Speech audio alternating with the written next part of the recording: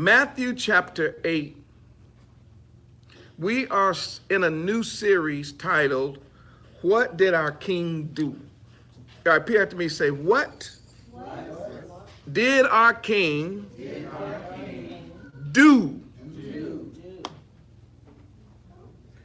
Entered into Capernaum.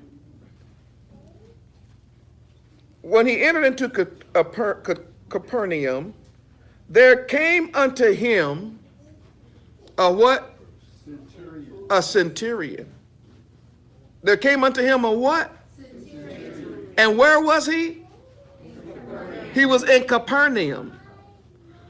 And a centurion came to him while he was in Capernaum. So the question we should be asking is, how is there a centurion in Capernaum? Conquering, he could not hold it long because of their lack of ability to occupy. Versus when Rome ended up fighting with the Greeks, and there's a bunch of wars, I won't get into all that, but eventually Rome was like, I'm not going to destroy everything Greek, but what I am going to do is I'm going to defeat the world, and we're going to leave troops. We're going to leave armies. Can I say it like this? We're going to leave a military base. Does that sound familiar? To give you information that you wasn't getting in no Sunday school class. Information that you're not getting from the people hollering on the street corners. It says, and there came unto him a centurion beseeching him. Paul, stop. There's a centurion begging him. A centurion, a man over 100 men, is coming and kneeling down before our king and asking something of him. What a scene. This European is on his knees begging an Israelite from the tribe of Yehuda to do something for him. Notice how he addresses Yehoshua. What I tell you to call him? King. What does he say? He says, and there came a centurion beseeching him, saying, what? King. I want to give all the praises and the honor to Yahweh by Hashem, Yahweh Shai by Hashem, Rechaha Quadash, and double honors to the elder apostles and elder bishops of Great Millstone. Honors as well and salute to you sincere brothers that's following this truth, even you followers, whoever you may be, that make up supporting cast of this truth. Shalom to the hopefully elect, shalom to the elect. So I want to go in this video here. I was not able to get to it before, but the Spirit had it to me get to it today. And we're going to go into this situation that is, there's a lot of Israelites who are actually saying this. I saw Apostle Tahar's video, but there's a lot of there's quite a few Israelites who was pushing this doctrine. And if I didn't know any better, I would have thought, well, you know, he was of another nation, right? But it does take to go into the understanding and do a little deeper research, and you figure out things. So I'm gonna just start on this, go into it, right? Matthew 8 and 5 on down to 13. We're gonna get some commentary. You'd be surprised what the commentators say, and we'll go from there and maybe get some words here or there. But I got something blocking. Okay. And when Yahushua was entered into Capernaum, there came unto him a centurion beseeching him. So now this guy I listened to some of it. He was kind of going in saying some true statements, but then he skewed right off, right? So we want to go into Capernaum, which we need to know where Capernaum was. It says here, Capernaum, modern-day Kiefer, Najim, ancient city on the northwestern shore of the Sea of Galilee, Israel. It was Yahushua's second home, and during the period of his life, a garrison town, right, and administrative center and custom station, right? So you had provinces set up, and this is what the Roman Empire, the Roman army did, right? Set up garrisons, and stations, kind of like the military, would do today. You would have embassies and stations and so forth and so on. So anyway, we're going to go back to Matthew 8, and it says, and saying, Lord, which we have to understand what Lord means in the scriptures. Well, and anybody don't know, let me go back here. Okay, we're going to get to that next. Anybody don't know what a centurion is, but Lord is, let me see, to whom a person or thing belongs, right, about which he has power deciding master, Lord, to possessor and disposer of a thing, the owner, one who has control of the person, the master.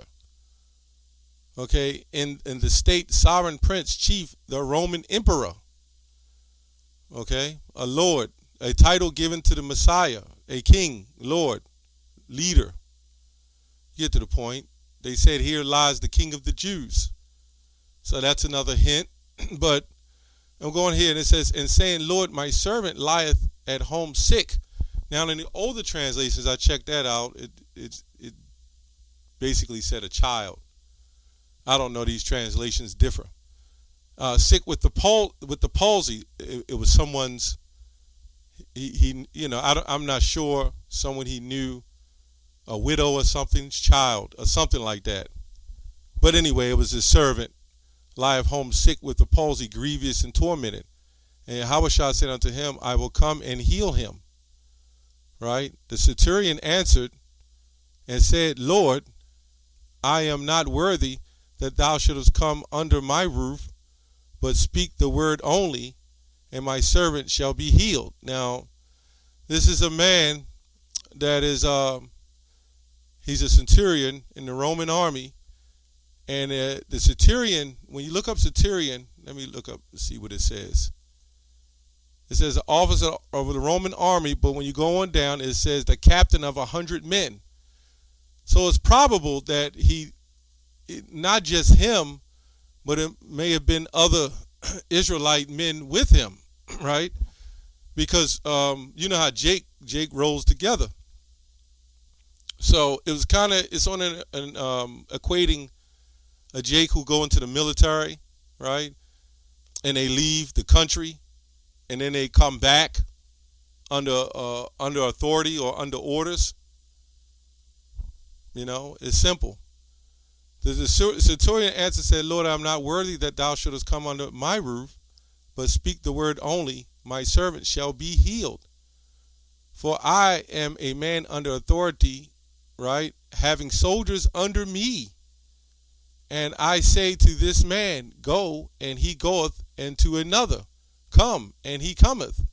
And to my servant, do this, and he doeth it. Right, so he's saying that, hey, he has some form of power, over men. Right, so when Yahushua heard it, he marveled and said to them that followed, verily I say unto you, I have not found so great faith, not in Israel. Right, so again, we see that you got to bring out the picture, right? Not in Israel. That doesn't mean that this man was a heathen of another nation. You had our people who didn't have faith. So he's looking at it like this man has faith. Goes on to say, and I say unto you that many shall come from the east and west, and shall sit down with Abraham and Isaac and Jacob in the kingdom of heaven. So now that brings me to another precept that I didn't think about, but I guess I'm going to get a precept on that real quick. Abraham, Isaac, and Jacob. So I'm going to just kind of get to the point from here on out. Okay, Matthew 22 and 32. I am the God of Abraham and the God of Isaac and the God of Jacob. God is not the God of the dead, but of the living. So clearly, from the seed of Abraham, Isaac, and Jacob, you had the 12 tribes of the Israelites. So he says he's not the God of the dead, but of the living. So he's calling the Israelites of the living, right? That's what he's calling them, of the living. But the children of the kingdom shall be cast out into outer darkness. Okay, there shall be weeping and gnashing of teeth. And Yahushua said unto the centurion, go thy way, and thou hast believed, so be it is done unto thee. And he and his servant was healed in the self same hour. So when you go back up, verse 7, he said, and Yahushua saith unto him, I will come and heal him. So Yahushua already knew this what was going to, transpire. So we're going to go into some commentary. We're going to go into a little bit of commentary real quick. Let's see if I can find any.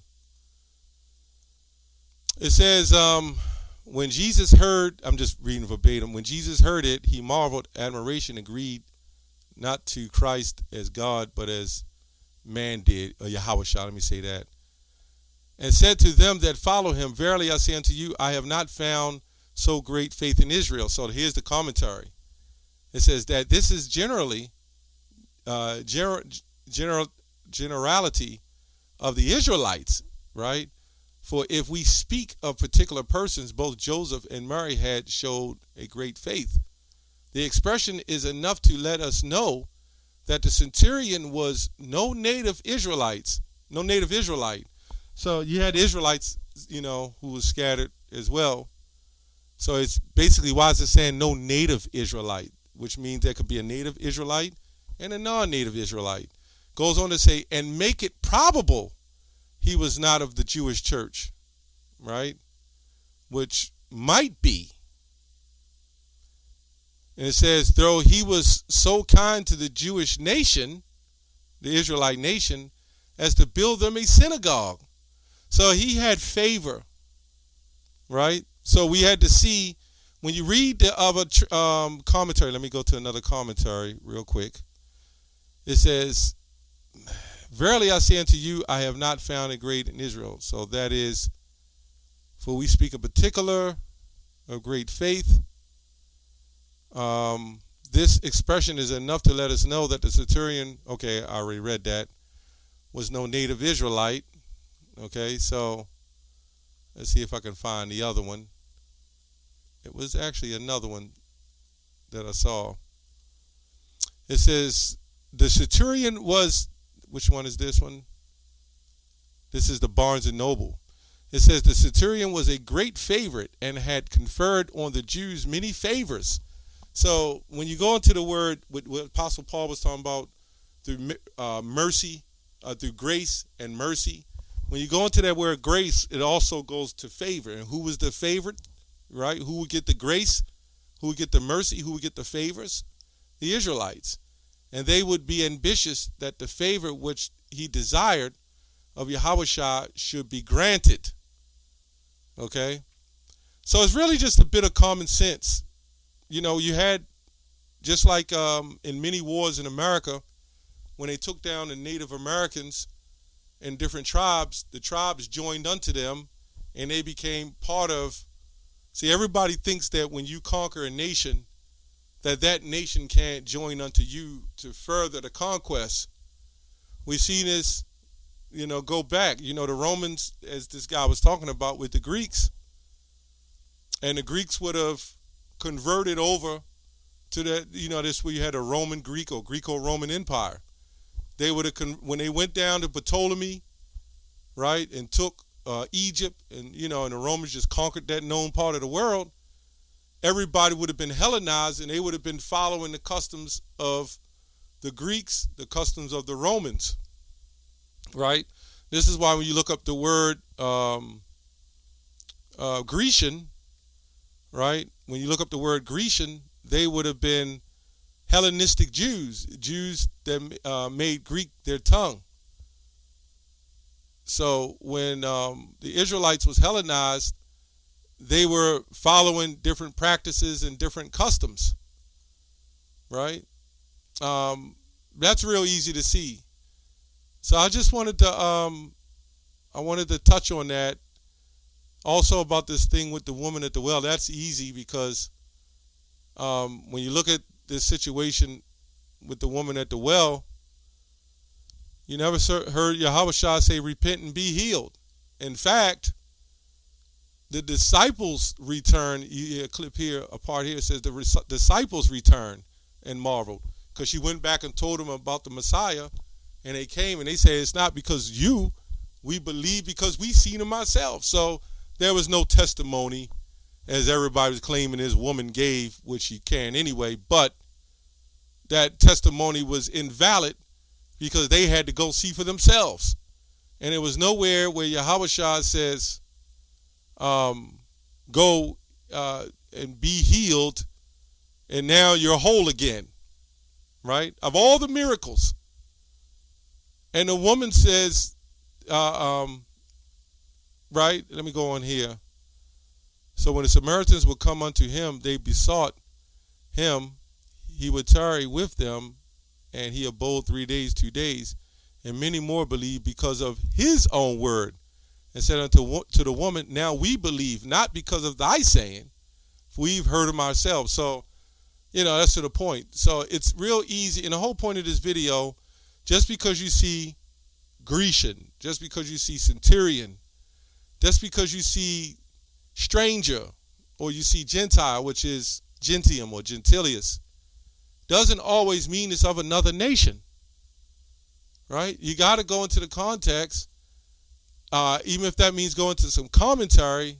There's a lot of commentary on this. I read it, and it's a lot to it. And clearly, this man, the centurion, would have been an Israelite. It's easy to see. Even the commentators, they say don't quite know, but it's probable that he would be one. So this would have been a captain of 100, I guess you want to say that, who brought men, and they was kind of, Jake, like today when he gets his uniform on, he's got the power in his hand, and he walks up into the neighborhood, and everybody's looking at him, right? It's the same kind of thing. And Yahushua saw that he had this power, right, over these men. And that was Yahushua showing the further power. And this man humbled himself to Yahushua, right? So that would be easy to see if you are spiritual to see it. So he didn't need, it wasn't like, let me go back here. Take another look. So, we can clearly see, even when we go on, it says, and Yahushua came into Peter's house. He saw his wife's mother laid and sick of a fever. And he touched her hand, and the fever left her, and she arose and ministered unto them. Right? And when the evening was come, they brought unto him many that were possessed with devils. And he cast out the spirits with his word and healed all that were sick. So they was really looking at Yahushua, he was very popular. They was looking at him like this man a healer. So when you see this happen, this centurion would have went back and told others. That's part of conversion. That's why he told us to go heal the sick, right? Heal the sick with the words of the Lord, right? That's what the whole point is. It says right here that it might be fulfilled, which was spoken in Isaiah, the prophet, saying himself took our infirmities and bare our sickness. right? So this all makes sense when you kind of put it together.